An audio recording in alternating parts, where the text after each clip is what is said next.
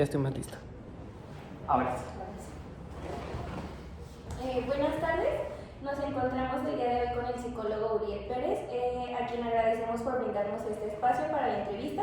Forma parte de un proyecto para la materia de psicología clínica y en esta abordaremos un poco de su formación personal y su experiencia en la práctica terapéutica. Hola.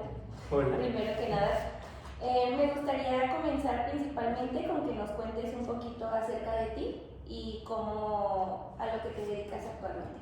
Muy bien, pues primero que nada, gracias por la invitación, gracias por considerarme para un proyecto escolar, significa mucho para mí. Y pues bueno, como ya lo mencionaste, soy Uriel, mucho gusto a todos, a todas quienes estén viendo esto. Soy licenciado en psicología y actualmente me dedico a brindar clases universitarias y también brindo psicoterapia en la consulta privada. ¿Qué te motivó a estudiar psicología? Ay, ¿cuánto me puedo extender? ¿Puedo extenderme Lo mucho? que guste. Ok, perfecto. Porque la verdad es que esa es una pregunta un tanto personal para mí.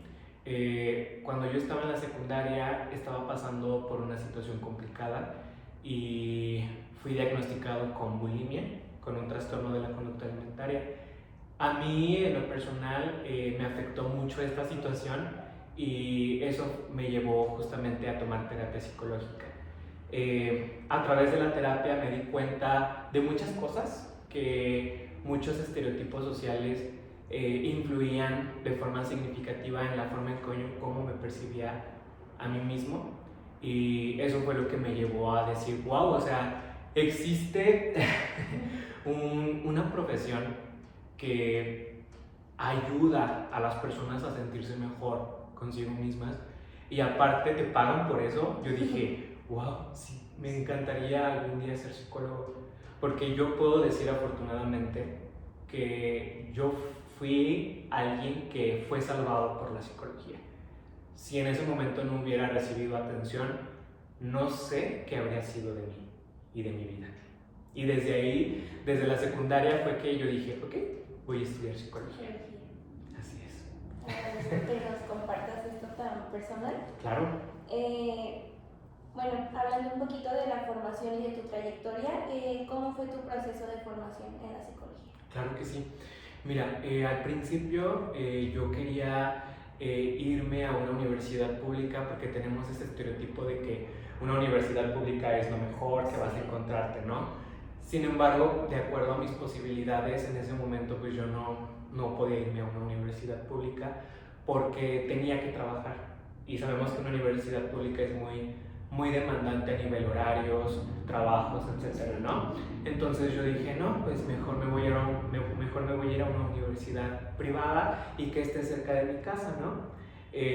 Yo estudié en una universidad privada cerca de mi casa y pues la verdad es que fue una experiencia muy gratificante para mí, porque siento que a través de la universidad aprendí mucho de lo que no se debe de hacer como tal a la hora de ejercer, ¿no? Me di cuenta justamente que gran parte de los programas académicos que se ofrecen en México en la licenciatura en psicología están muy desactualizados y que la verdadera formación inicia cuando sales de la universidad, porque tenemos que tomar posgrados para poder ejercer. Y yo tenía la creencia justamente de que saliendo de la universidad yo ya iba a poder dar terapia. Y desgraciadamente no es así, ¿no? Y pues es por eso que en la actualidad me encuentro formándome todavía en lo que yo quiero empezar a aplicar, ¿no? Como mi ámbito es la psicoterapia, pues me encuentro estudiando formaciones especializadas en la psicoterapia. Aparte de la psicoterapia, como me lo comentas, ¿hay alguna otra área en la que te estés desarrollando o en la que te hayas desarrollado? Sí, justamente. Actualmente me encuentro también brindando clases a nivel licenciatura y la verdad es que ha sido una experiencia bastante grata, porque en la universidad me conocen como el profe joven, el profe más joven, porque estoy rodeado de puros maestros que pues ya tienen sus años, ¿verdad? Y muchos me han dicho que pues tengo como ideas muy frescas en relación a la psicología y en relación a la psicoterapia también, ¿no?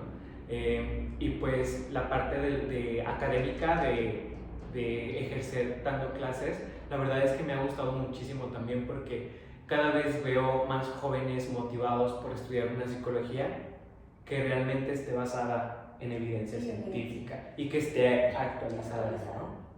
Y creo que también a nosotros como estudiantes, digo, en mi caso también he tenido maestros que son muy jóvenes, creo que también es un motivante muy fuerte para nosotros, Claro. el ver que si te esfuerzas puedes conseguir algo desde muy temprana edad, porque creo que muchas veces vemos maestros pues ya más grandes o profesionales que pues ya tienen más años de experiencia y dices, todo este tiempo me va a tardar a alcanzar a llegar a algún punto para estar en alto en mi carrera o algo, y no, creo que tener maestros jóvenes ayuda mucho a darnos cuenta de que puedes empezar desde antes en otras áreas. Por supuesto, claro que sí, tal y como lo mencionas, ¿no?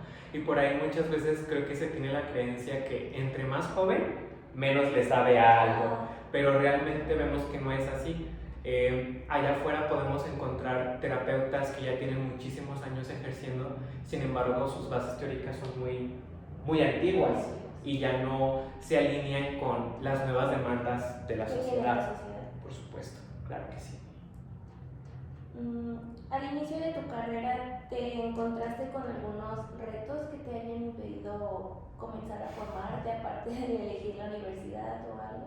Sí, por supuesto que sí. Cuando yo salí de la carrera, la verdad es que yo sentía que no sabía nada. Entonces, pues realmente fue un proceso algo complicado porque yo no sabía qué hacer. No sabía si empezar a ejercer o no.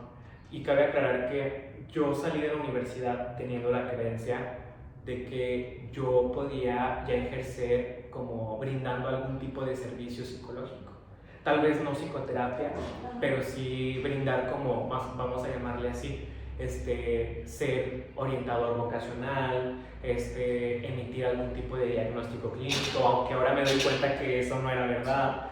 Como que realmente mi conocimiento por la psicología ha empezado más desde que salí de la carrera, ¿no? Y justamente yo quería seguirme formando, pero justamente me percaté que gran parte de lo que me enseñaron en la universidad pues realmente estaba desactualizado.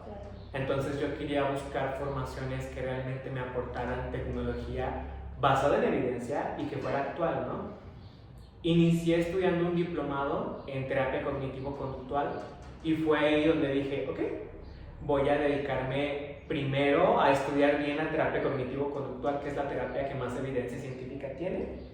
Y pues dije, bueno, o sea, voy a dedicarme a estudiar la TCC, pero eso sí es muy importante comentarlo. Al principio inicié brindando atención psicológica, aunque no debía serlo, ¿no? Justamente por tener la creencia de que pues yo con lo que me enseñaron en la universidad era suficiente.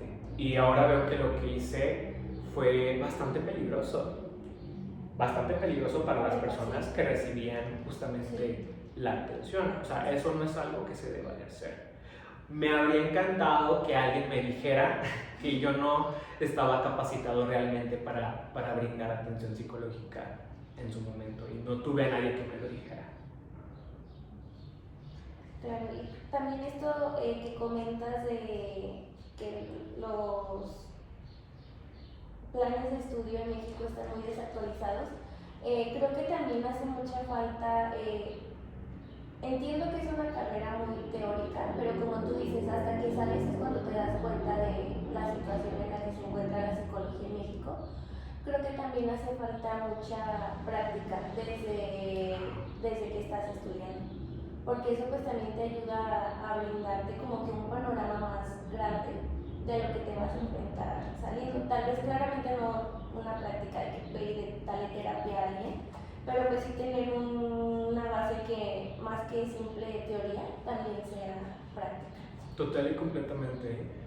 Ahorita que estoy estudiando la maestría justamente en terapia cognitivo-conductual, me doy cuenta que en la universidad no me enseñaron absolutamente nada de práctica.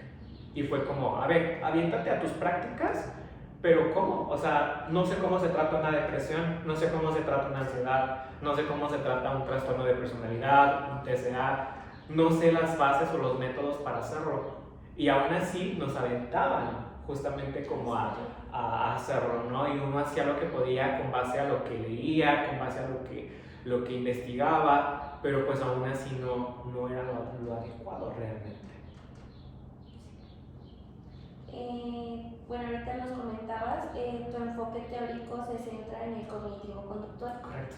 ¿Qué te llevó a elegir este enfoque? Okay. En primera instancia, yo recuerdo perfectamente que en la universidad nos hablaban mucho de psicoanálisis. Y pues yo recuerdo que estaba enamoradísimo del psicoanálisis. Tanto que pues me leí todas las obras de Sigmund Freud cuando yo estaba en la universidad. Y te juro que el psicoanálisis me gustaba muchísimo. Ya cuando yo estuve ejerciendo en la práctica clínica, en mis prácticas profesionales, justamente todavía no salía de la universidad, me percataba que había como ciertos sesgos. Por ejemplo, cuando yo aplicaba pruebas proyectivas, esas pruebas donde la persona tiene que hacer un dibujo de la figura humana, un dibujo de una persona bajo la lluvia, y todo eso, yo decía, es que hay mucho sesgo aquí. O sea, es algo muy subjetivo, algo muy interpretativo, ¿no? Y la verdad es que yo decía, como que esto no me cuadra mucho. Yo siempre tuve como esta espinita, y yo le preguntaba a mis maestros y yo recuerdo que me decían, no, sí aplícala, son parte de un diagnóstico clínico siempre. Y yo, ok, lo voy a hacer. En ese entonces yo recuerdo que pues apenas empezaba como este movimiento en TikTok por parte de algunos terapeutas mexicanos que ya tenían como cierta experiencia, y en una ocasión me topé con un TikTok de la psicóloga Scarlett Espinosa, que si no la conocen vayan a seguirla si están estudiando psicología, realmente recomiendo mucho su contenido. En un TikTok ella mencionaba justamente esta parte de que las pruebas proyectivas son muy subjetivas, porque por ejemplo en la prueba de casa, árbol, persona, si el niño no dibuja una chimenea, significa que el niño es frío, ¿no? Pero pues dándonos cuenta que en el contexto mexicano las casas no tienen chimenea, ¿no? Entonces, y muchos profesionales basan sus interpretaciones con base a estos dibujos. Y yo dije, sí, o sea, yo estoy totalmente de acuerdo con ella, porque yo recuerdo que una vez yo apliqué justamente una prueba proyectiva y una maestra me dijo, mira, es que este niño está muy defensivo ante esta situación. Y yo decía, ¿pero por qué? O sea, si yo en consulta veo lo contrario, porque un dibujo tiene que determinar como cuestiones psicológicas de una persona. Yo no le encontraba sentido. Entonces fue ahí que yo dije, no, o sea, el psicoanálisis no me va a servir mucho. Tampoco esa parte de que existe un inconsciente y no es algo medible, cuantificable, algo que podamos observar. La verdad es que eso a mí siempre me hizo como mucho ruido, y eso que sé mucho de psicoanálisis, porque te digo, leí las obras de Sigmund Freud. Sin embargo, pues bueno, empecé a interesarme por la terapia cognitivo-conductual, me di cuenta que era un modelo de terapia que tiene muchísima evidencia científica, que en la actualidad ya existen otras terapias que tienen más evidencia que la TCC, pero que la TCC es como, vamos a llamarle así, la terapia que más tiempo tiene, por lo tanto tiene mucha evidencia empírica y científica. Empecé a adentrarme justamente en el diplomado en TCC para ver si me gustaba, y dije, sí me gustó. En el diplomado me enseñaron a intervenir en ansiedad y depresión solamente, y ya después fue que me metí a la maestría, y ahorita que estoy estudiando la maestría, que ya la termino en agosto, me ha encantado. O sea, realmente he estado muy fascinado con los planes de tratamiento que nos enseñan ahí. Me encanta porque todos los planes de tratamiento son muy específicos. Por ejemplo, he llevado materias de tratamiento psicológico para ansiedad, materias para tratamiento psicológico para depresión, materias para tratamiento psicológico para trastornos de la conducta alimentaria, trastornos de personalidad, consumo de sustancias, cuestiones o problemas de ira, problemas de enojo, terapia de pareja. También existe terapia de pareja cognitiva para esta población, también modificación de conducta, que esa materia me encantó porque esa materia me ayudó mucho como a ser muy hábil cuando se trabaja con niños, pero cuando te toca trabajar más con los papás, ¿no? Sí. Y la TCC realmente me ha brindado muchas herramientas y lo que me ha encantado es que estudio la maestría y aparte lo voy aplicando en mi consulta. Cabe resaltar que en este momento yo no tengo tantos pacientes porque apenas soy un psicoterapeuta en formación. Veo aproximadamente de 5 a 6 pacientes a la semana y de hecho por cuestiones de prácticas tengo que llevar pacientes. Mis pacientes me permiten grabar algunas de sus sesiones y mis maestros siempre están monitoreando los avances, qué debo de hacer diferente, en qué me equivoco. Entonces, realmente TCC puedo decir que, o más bien a través de la TCC he brindado mejor calidad de vida a muchas personas que ya han pasado por mi consultorio y me gusta mucho eso, me gusta mucho ver resultados, o sea, verlos, porque pues cuando un consultante va a terapia siento que sí busca desahogarse muchas veces, pero lo que más busca es resultados, un cambio, y ver esos cambios de forma tangible en sus vidas me lleva a sentirme muy satisfecho.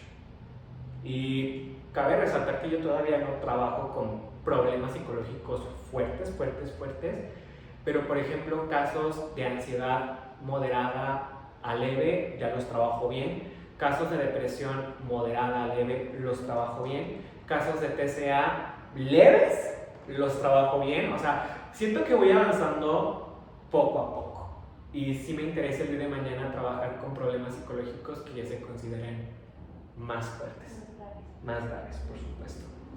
Bueno, hablando del proceso terapéutico que llevas con tu paciente, ¿cómo los inicias normalmente? ¿Cómo haces esto de romper el hielo? O sea, ¿cómo haces que tengan también esta confianza contigo? Ay, perfecto. Justamente esa es una parte bastante importante. Bueno, yo recuerdo que antes de estudiar la maestría, mis primeras sesiones siempre eran como, pues a ver qué se da, va a llegar el paciente por primera vez, entonces pues lo dejaba como mucho a la espontaneidad, a ver qué se daba, ¿no? Ahorita lo que yo hago cuando voy a iniciar con un paciente por primera vez es, primero le mando como un formato de pre-entrevista para que me llenen como este formato y yo ya tener una idea de lo que se va a trabajar en la primera sesión. En la primera sesión yo me dedico primero justamente como a evaluar diferentes aspectos de su vida antes de preguntarles sobre el motivo de consulta.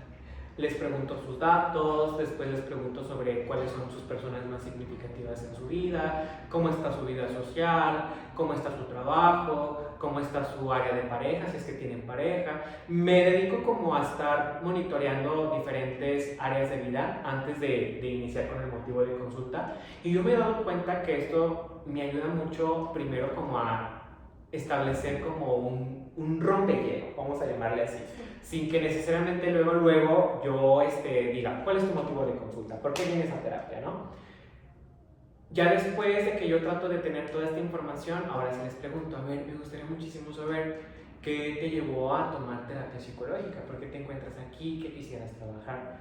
Y ya varios de mis pacientes justamente me empiezan a abordar sus problemáticas. Y algo que yo hago mucho y que me ha ayudado bastante es como preguntarles, a ver, yo estoy entendiendo entonces que lo que te gustaría trabajar sería esto y esto y esto. ¿Estoy en lo correcto? ¿Entendí bien? ¿Te escuché bien? ¿Hay algo que se me esté pasando? Y los pacientes como que se sienten muy escuchados cuando yo hago estas retroalimentaciones constantes con ellos. Y también me ayuda a mí a rectificar si estoy entendiendo bien. Porque ¿qué pasa si yo lo entendí mal y yo trabajo con lo que yo entendí mal? O sea, sería un problema bastante fuerte de mi parte, ¿no? Entonces, rectificar con el paciente y retroalimentar, oye, con esto que tú me dijiste yo entendí esto y esto y esto, ¿estoy en lo correcto? Oye, con esto que tú me expresaste en este momento veo que es importante para ti y quisieras trabajarlo primero antes que trabajar esto. ¿Estoy en lo correcto o piensas que me estoy desviando de lo que tú quieres trabajar? Esto ayuda mucho a que los pacientes como que empiecen a aperturarse poco a poco contigo. Y algo que también me ha ayudado mucho, y esto lo aprendí gracias a la TCC, siempre al final de las sesiones, siempre le pregunto a mis pacientes, ¿qué te llevas de esta sesión? ¿Consideras que esta sesión fue valiosa para ti? ¿Consideras que yo fui lo suficientemente empático contigo? ¿Consideras que yo estuve con la suficiente apertura para poder trabajar tu problemática? ¿Consideras que realmente yo soy capaz de trabajar esta cuestión? Y si no soy capaz, ¿qué puedo hacer para que tú te sientas más en confianza conmigo? Esto ayuda mucho a que los pacientes como que, no sé, de alguna forma como que empaten y conecten contigo. Y me he dado cuenta que cuando no les gusta algo o cuando se sienten incómodos ante alguna situación, lo dicen y lo expresan, ¿no? O sea, justamente siento que en un proceso de psicoterapia debe de haber mucha transparencia, tanto por parte del terapeuta con el consultante. Entonces, es algo que me ha ayudado mucho como a que mis consultantes, wow, como que de alguna forma sí se sientan confiados con su proceso y conmigo. Creo que es muy importante lo que comentas, ya que pues si nos vamos como que a otros enfoques o así, podemos ver que en muchos casos el terapeuta solo está ahí como si escuchara, pero no sabemos realmente si nos está poniendo atención, si captó esto que fue importante para mí. Entonces creo que el hecho de que tú hagas estas retroalimentaciones como paciente te hacen sentir validado y escuchado. Por supuesto. Y creo que es algo primordial para llevar un proceso terapéutico. Por supuesto, claro que sí. Bueno, ahora hablando de cómo es que inicias tú estos procesos, aparte de esta previa entrevista que tú les aplicas, ¿qué otro aspecto consideras que es importante para una primera sesión? Ok, para la primera sesión yo considero que también debe de haber como, o sea, por ejemplo, algo que yo hago, y esto también lo he aprendido mucho como por algunas ocasiones que he cometido errores, porque déjenme decirles que en psicoterapia vamos a cometer errores sí o sí, o sea, y una vez que te das cuenta de ellos, es momento para poder perfeccionar tu trabajo y siento que eso es bastante valioso, ¿no? Creo que nadie va a ser un terapeuta que pueda atender de todo tipo de población y todo tipo de problemática, pero algo que me ha ayudado mucho a mí en las primeras sesiones es sí tener como una estructura base, así como de, ok, el paciente va a contarme sobre varias esferas de su vida y después me va a hablar sobre su motivo de consulta central y yo voy a tratar de establecer objetivos terapéuticos con base a las problemáticas que desea trabajar. Pero también algo que me ha servido mucho es que hay veces que los pacientes vienen en estado de crisis y la estructura no es tan adecuada en esos momentos. En esos momentos lo que los pacientes quieren primero es desahogarse, ser escuchados y que tú de alguna forma les brindes ese acompañamiento y les brindes soluciones, no que le des una solución a su problemática, pero que sí que les haga sentir que su problemática es algo que se puede trabajar, ¿no? Y es algo que pueden hacer diferente o distinto, o que pueden cambiar ciertos patrones de conducta, o que es algo que es soluble, algo que se puede como someter a un proceso terapéutico, aunque algo que también me ha ayudado mucho con mis pacientes es ser honesto con ellos. Hay muchas veces que pacientes acuden a consulta y les digo que claro, es algo que pueden tener a través de mí, cierto acompañamiento, pero vaya que ante cierto tipo de violencia que existe a veces en sus situaciones, la terapia no va a ser suficiente.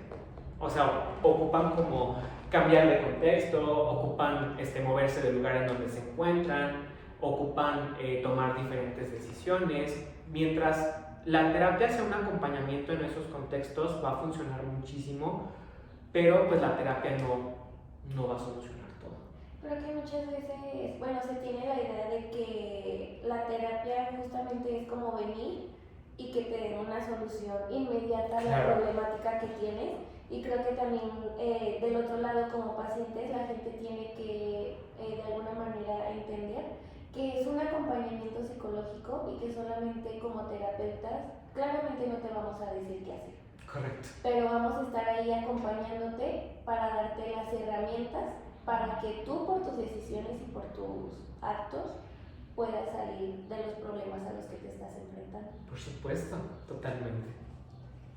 Bueno, me gustaría también hablar un poquito de cómo es tu relación terapéutica, o sea, qué tan importante es para ti tener una buena relación para poder llevar a cabo este proceso.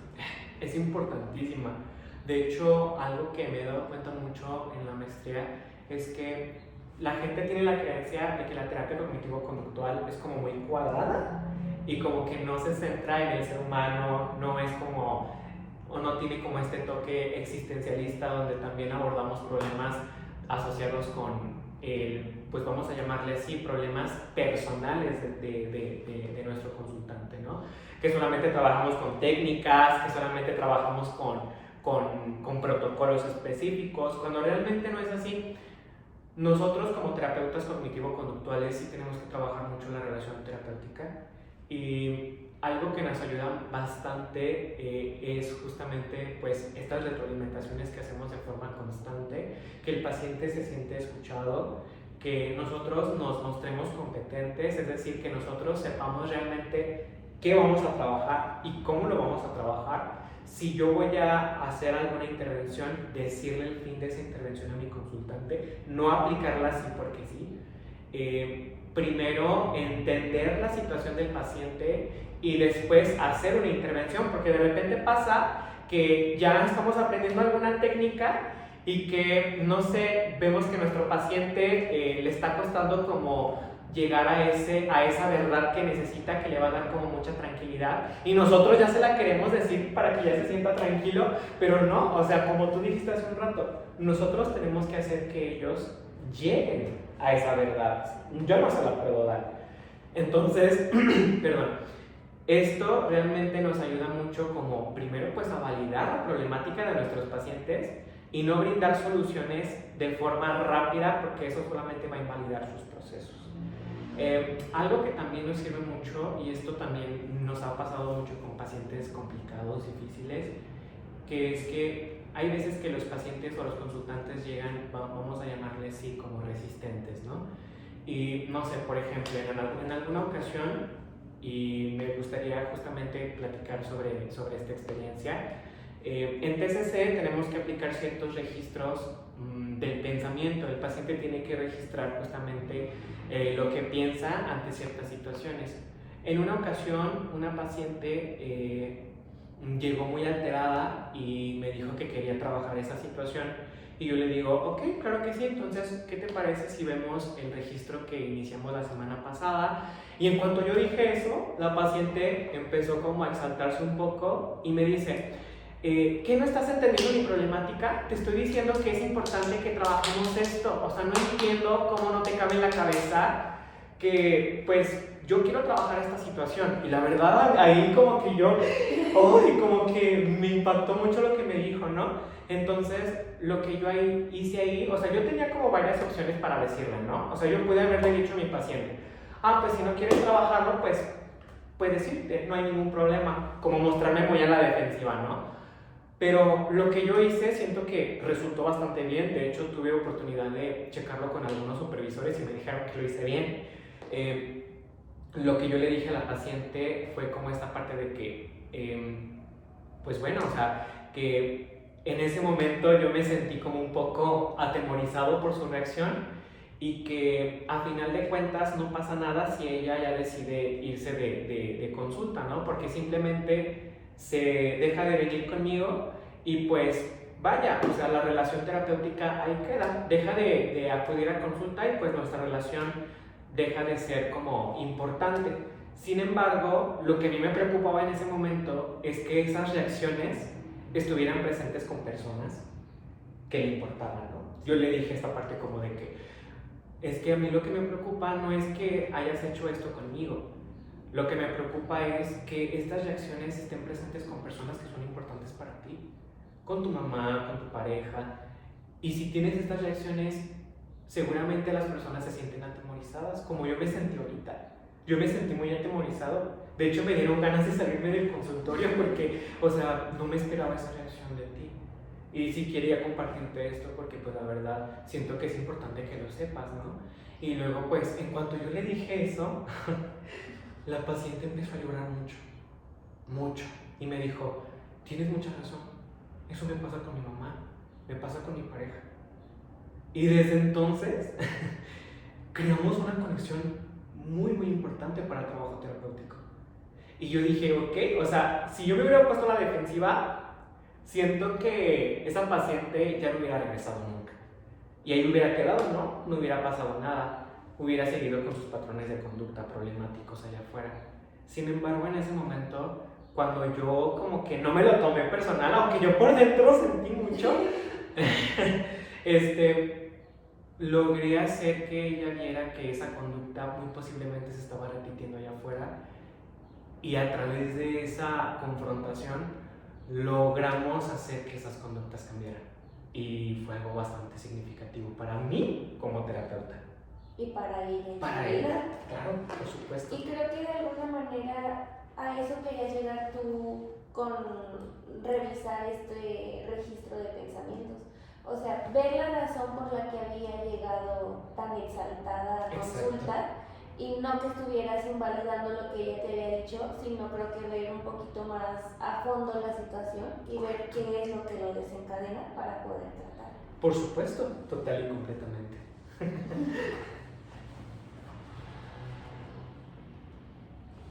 Bueno, creo que vamos a empezar un poquito con el tema de tu ética profesional. Claro. ¿Cómo manejas la confidencialidad dentro de la terapia? Para mí justamente es muy importante desde el primer momento mandarle a mis consultantes un consentimiento informado, donde ellos logren leer justamente que todo lo que se aborda en terapia es meramente confidencial. Y a mí sí me gusta decirle mucho a mis pacientes como esta cuestión: hey, recuerda que si yo rompo nuestro código de confidencialidad, tú me puedes demandar, ¿eh? O sea, tú puedes ir al ministerio, tú puedes demandarme, y pues siéntate con todo el derecho del mundo, porque entonces yo estaría siendo alguien antiético con tu proceso y creo que no mereces eso, ¿no?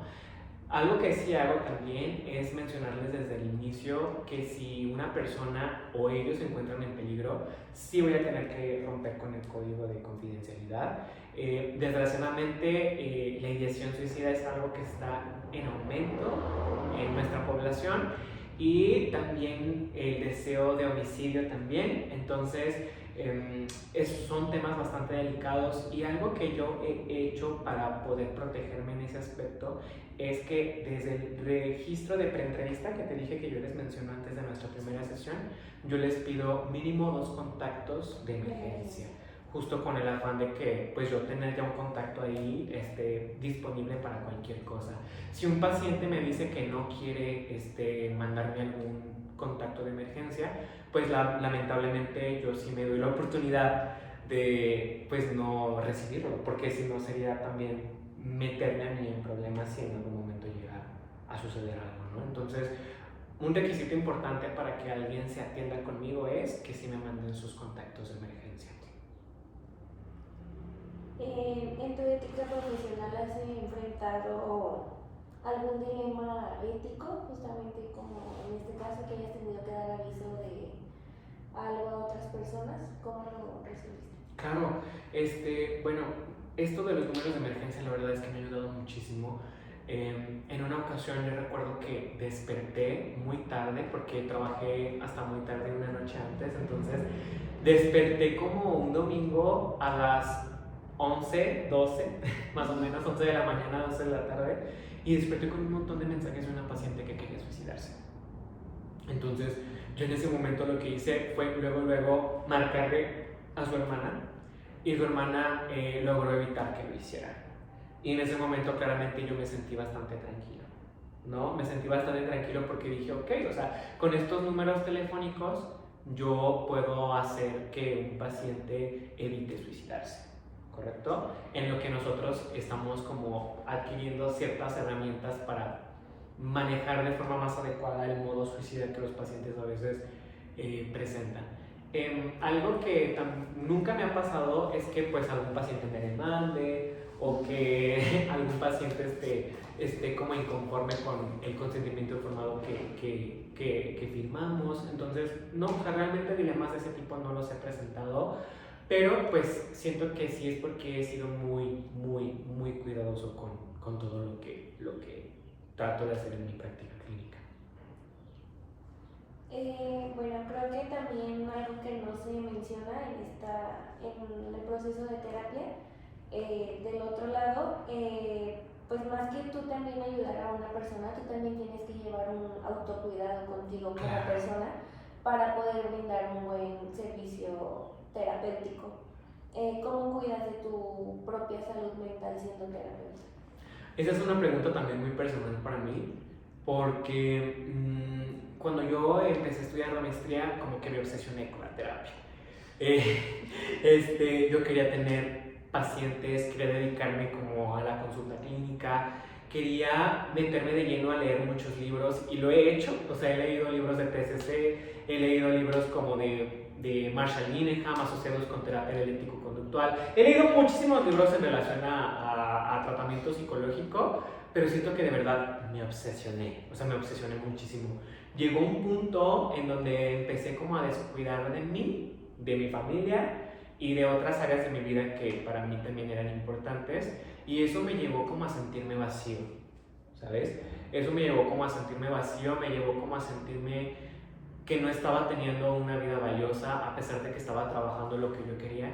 Entonces empecé de nuevo a ir a terapia psicológica justamente con alguien que trabaja el mismo modelo que yo, y a través de este trabajo clínico he logrado como expander o agregar nuevas áreas a mi vida que son importantes para mí. Por ejemplo, la relación con mi novio, el tener como paseos con mi perrita, el hecho de simplemente a veces estar en casa y no hacer absolutamente nada, aunque haya cositas por ahí por hacer, como preparar clases o redactar algún informe, me permito dejarlo para después porque no es que sea procrastinar, o si es procrastinar, yo necesitaba procrastinar, o sea, yo necesitaba como dejar como espacio para mí y ver otras áreas como también importantes, porque ¿sabes qué siento que me pasó?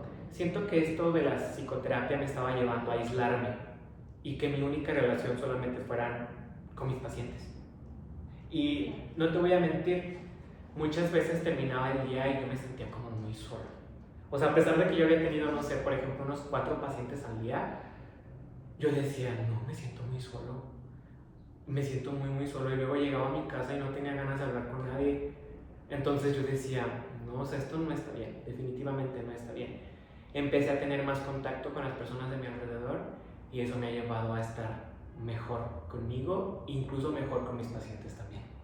Creo que también muchas veces se tiene el estereotipo de que al nosotros ser la persona que está dando la terapia o ser el psicólogo, es como si no fuéramos humanos y tampoco tuviéramos problemas o cosas que tratar, pero creo que es muy importante también darle visibilidad que eres humano. Por supuesto. Y que tienes una vida fuera del consultorio y que también tienes otras personas o relaciones inter y intrapersonales que tienes que cuidar. Por supuesto, claro que sí. Otra pregunta que tengo es ¿qué estrategias utilizas para prevenir el burnout? Ok, una estrategia que yo utilizo muchísimo es terminar una actividad, o más bien empezar una actividad y no empezar a hacer otra hasta que termino esa actividad. O sea, antes Uriel como que quería estar leyendo y al mismo tiempo redactando informes y al mismo tiempo preparando sesión y al mismo tiempo preparando clases, y no, o sea, era imposible. Entonces ahora lo que hago es, no sé, por ejemplo, el día lunes, si voy a trabajar, lo dedico para puros pacientes. O sea, ese día no puedo ver nada de la universidad, nada. El día martes, ahora sí, va a ser el día de la universidad, me dedico a preparar clases, mientras escucho música, mientras como que me tomo mis tiempos para leer otras cosas que me gustan, y así, o sea, sin prisa. El día miércoles es día de maestría. Miércoles y jueves generalmente son días de maestría, días donde tengo que aventajar tareas, días donde tengo que ver clases, días donde tengo que preguntar las dudas que tengo, días donde tengo que subir las sesiones de mis pacientes, las que grabo.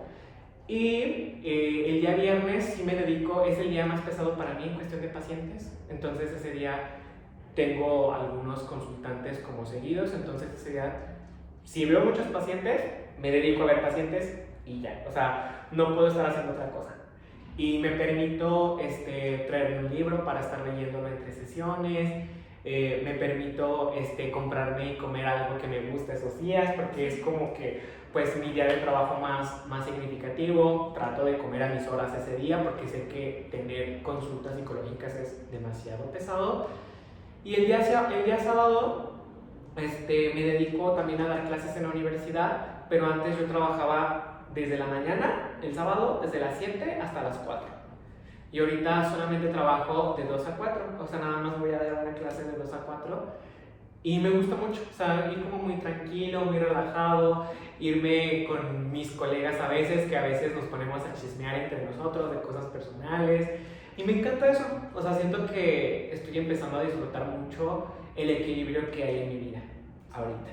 Y eso es algo que me ha ayudado mucho. Encontrar un balance. Sí. A lo largo pues, de la entrevista hemos hablado también como de el contexto en el que vivimos y actualmente pues hemos notado que se ha cambiado mucho la práctica clínica a través de los años. Claro. ¿Cuáles son los cambios más notorios que tú has visto? Algunos cambios en la práctica clínica es que siento que las personas cada vez están un poquito más despiertas en relación a esto de la psicoterapia. Siento que las personas muchas veces tienen la creencia de que ir a terapia es ir, recostarte en el diván, hablar y hablar y hablar y hablar y hablar, y que el terapeuta solamente esté anotándote e interprete como al final todo lo que le dijiste, ¿no? Desde una concepción muy psicoanalítica. O sea, las personas tienen esa creencia. Sin embargo, hoy como que veo una sociedad un poquito más despierta. ¿A qué me refiero con eso? Cada vez hay más pacientes que me piden mi currículum, que me dicen como de, oiga, ¿pero qué modelo trabaja? Y yo, ok, trabajo terapia cognitivo-conductual, estoy estudiando la maestría, soy estudiante apenas, igual le comento también sobre las áreas que yo puedo trabajar más, de acuerdo a mis posibilidades.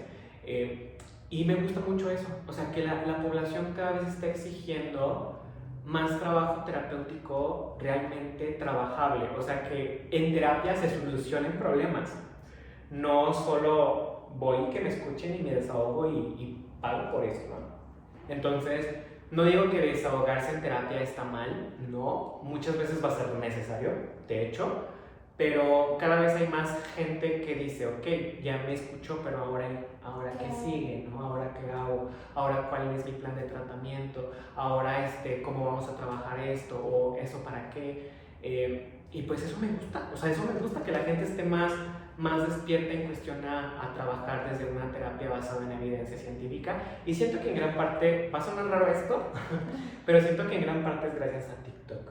Sí. O sea, porque en TikTok cada vez se difunde más información de esto, cada vez hay más terapeutas que hablan de esto, e incluso yo me he permitido hablar algunas veces de eso, pero pues sí, o sea, definitivamente es algo bastante significativo, que ahorita ya hay más terapeutas basados en evidencia científica. Me parece muy importante el hecho que menciones también las redes sociales, como tú dices, Claro. creo que es algo que pues para ambas partes, tanto como consultante como terapeuta, te deja ver un rango más grande de posibilidades que se pueden tratar en consulta, y creo que también es muy importante para informar a los consultantes qué tienes que recibir de tu terapeuta. Claro. Que no solamente es como tú dices, vengo, me siento y me escuchas y me voy y te pago, sino que también, pues como lo hemos mencionado a través de la entrevista, pues es un acompañamiento. Te escucho, retroalimentamos, vemos qué hacemos y te doy las herramientas para que tú puedas trabajar con lo que quieres trabajar realmente. Por supuesto, claro que sí. Y creo que también es muy importante porque muchas veces llegas a un consultorio o algo y el terapeuta tampoco tiene la iniciativa de decirte qué enfoque tiene, cómo lleva las consultas, el proceso terapéutico, y pues también es muy importante para el paciente, para el consultante, pues estar informado, porque al final de cuentas pues es un servicio. Por supuesto. Y tienes que saber lo que te está ofreciendo en este servicio. Por supuesto, claro que sí. Hablando de las problemáticas y también un poquito de las redes sociales, ¿crees que esto, aparte de ser algo como benéfico, ha traído algún problema en los procesos terapéuticos? Sí, definitivamente sí. Bueno, yo hablándote como desde mi perspectiva personal, también ver tantos videos de cómo debe de ser un tratamiento psicológico me ha llevado a mí a estarme observando de más de cómo emito los tratamientos, ¿no? Así como de, ok, Uriel, pero hazlo bien y te tiene que salir bien, no te puedes equivocar. Y desde que estoy en la maestría, pues me han dicho mucho esta parte de que, Uriel, te vas a equivocar. O sea, te vas a equivocar mucho y vas a cometer a veces un cagadero con tus pacientes. O sea, la verdad es esa.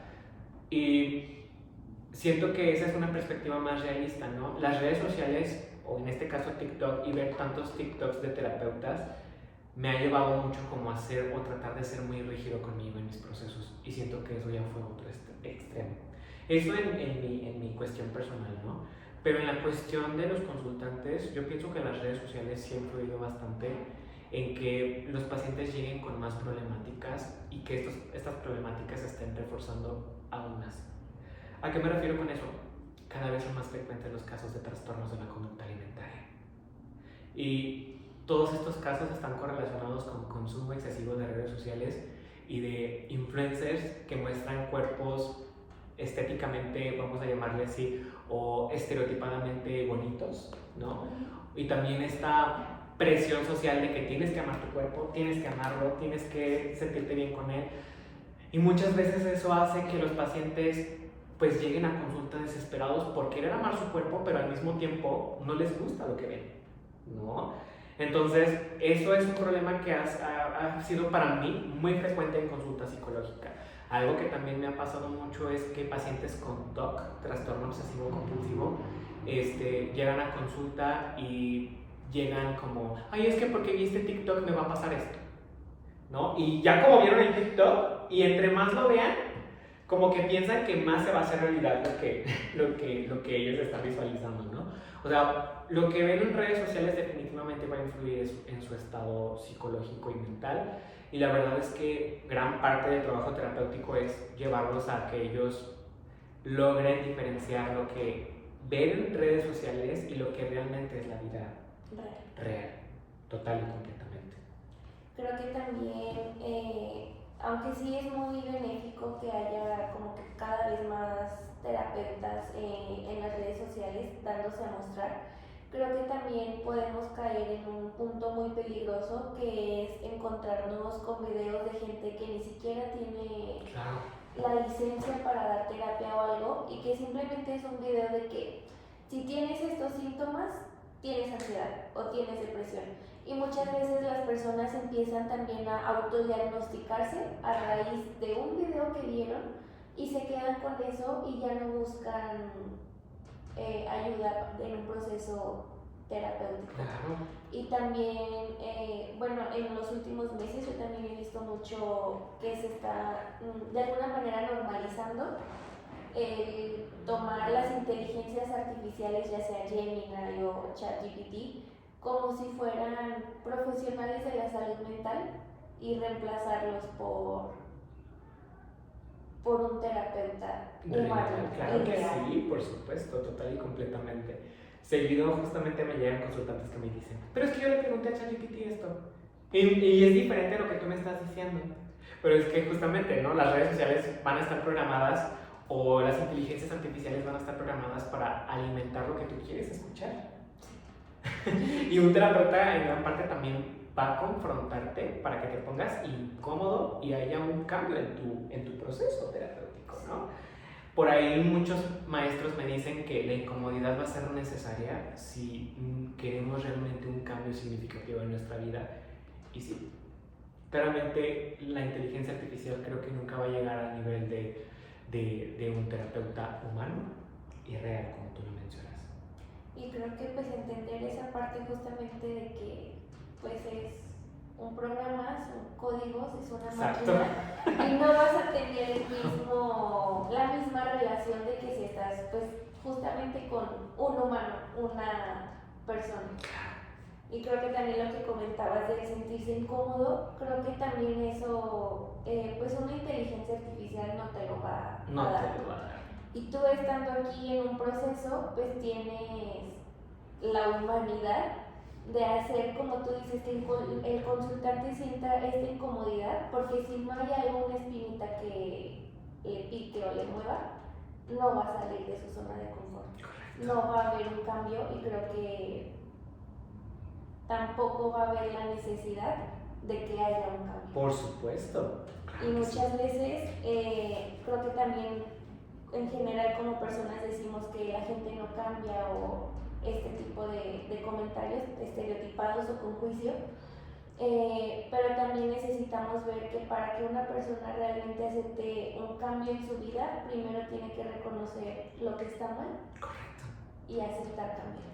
Por supuesto, claro que sí, total y completamente. Bueno, ya para cerrar, ¿te gustaría darnos un consejo como estudiantes de psicología? Ay, sí, por supuesto. Sí quiero darles un consejo. Chicas, chicos, cuestionen a sus maestros. Cuestiónenlos. A todos. Sea conductista, sea humanista, sea psicoanalista, lo que sea, cuestionen a sus maestros. Es importante que a sus maestros los lleven al límite, porque sí, es importante que en la licenciatura en psicología se desarrolle el pensamiento crítico, que no te quedes solamente con lo que te están enseñando. Y si tienes oportunidad de formarte allá afuera como psicoterapeuta y si tú quieres dedicarte a la psicoterapia, te recomiendo mucho que estudies alguna que esté basada en evidencia científica, que no necesariamente tiene que ser terapia cognitivo-conductual. Hay otras con muy buena base conductual, como lo es la terapia de aceptación y compromiso, o la terapia dialéctico-conductual, la terapia analítica funcional, etc. Vete por alguna corriente que realmente te llene a ti, pero que también demuestre eficacia en la población allá afuera, porque créanme, cuando yo quiero canalizar a un paciente y no encuentro con quién canalizarlo, es muy frustrante también. ¿Sí? Y pues muchas gracias, Clau. Gracias por haberme invitado aquí contigo.